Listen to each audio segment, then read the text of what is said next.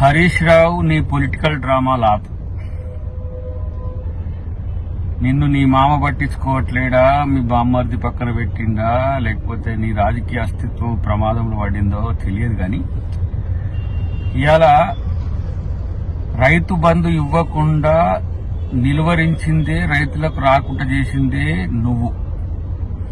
ఇవాళ లక్షల కోట్ల రూపాయలు దోచుకొని తెలంగాణ ఖజానంతా ఖాళీ చేసి ఇలా నంగనాచి ఆటలు మాట్లాడుతున్న హరీష్ రావు, రేపు నీకు ప్రజలు తగిన బుద్ధి చెప్తారు, గుర్తుపెట్టు. ముఖ్యమంత్రి రాజీనామా కావాలన్నా నీకు? రేపు రైతు రుణమాఫీ చేస్తే నీ బీఆర్ఎస్ పార్టీని రద్దు చేసుకుంటావా? అయినా నువ్వు బీఆర్ఎస్ లో ఉంటావో బీజేపీకి పోతావో తెలియదు, అది పక్కన పెట్టు.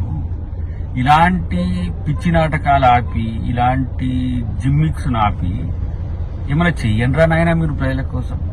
ఎట్లాగో మీ పార్టీని తీసుకుపోయి బీజేపీలో కలిపే రోజులు ఇవి. వాళ్లకు ఫేవర్ చేయడానికి చేస్తున్న ఒక రాజకీయ కుట్ర. ఇవాళ ప్రభుత్వంలో పోయేసరికి మీకు అందరికీ పిచ్చిలేసింది.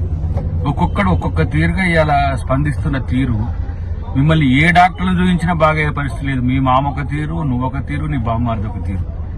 ఆమెను తీసుకుపోయేమో జైల్లో పెట్టిండ్రు, అక్కడ ఆ డ్రామా ఆడుతున్నారు. రైతుల చేతులకు బేడీలేసి జైల్లో పెట్టిన మీరా రైతుల గురించి మాట్లాడేది? బాలింతలని తెలిసి కూడా ఆడబిడ్డల్ని, రైతుల్ని ఇవాళ జైల్లో పెట్టిన మీరా ఇవాళ రైతుల గురించి మాట్లాడేది?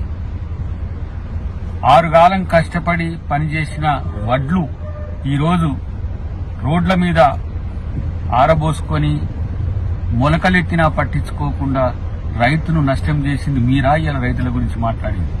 కాంగ్రెస్ పార్టీ రైతుల కోసం పనిచేసింది, రైతులకు పంట నష్ట పరిహారం ఇచ్చింది, రైతులను బాగు చేసింది కాంగ్రెస్ పార్టీ. లక్షల కోట్ల రూపాయలు దోచుకొని మీరు ఈ 9.5 సంవత్సరాల్లో మరి రైతు రుణమాఫీ చేయాలని మీకు ఎందుకు రాలే? 25,000 ఏదో బిచ్చగాళ్లకు చేసినట్టు చేసి ఇలా రైతు రుణమాఫీ 3 నెలల్లోనే, 3 నెలల్లో కాదు 80 రోజుల్లోనే పూర్తి చేయాలని తిరుగుతున్నారు. సిగ్గుండాలి కదా మీకు. ఎస్, ఆగస్టు 15లోగా మేము రైతు రుణమాఫీ చేస్తాం. మీరు బీఆర్ఎస్ పార్టీని రద్దు చేసుకుంటారా? మీరు బీఆర్ఎస్ పార్టీని ఎట్లాగో రద్దు చేసుకుంటారు, పోయి బీజేపీనే కలిసే పార్టీ మీ పార్టీ. కానీ ఏ పరిస్థితుల్లో కూడా రైతును ఆదుకోగలిగింది ఒకే ఒక్క పార్టీ ఈ దేశంలో, కాంగ్రెస్ పార్టీ. కాబట్టి ఈ నక్క వేషాలు మానండి.